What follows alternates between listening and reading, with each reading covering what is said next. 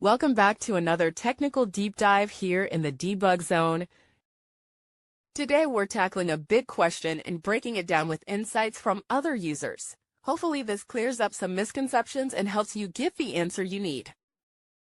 So buckle up, stay a little curious, and let's jump right in.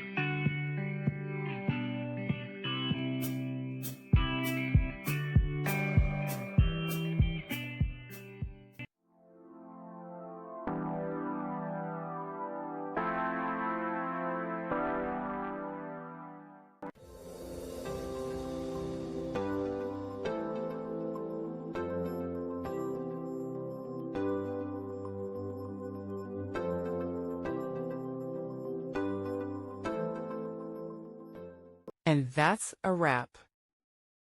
I hope you found the answer you were looking for.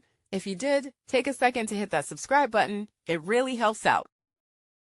And let me know in the comments which solution worked best for you. See you next time in the debug zone.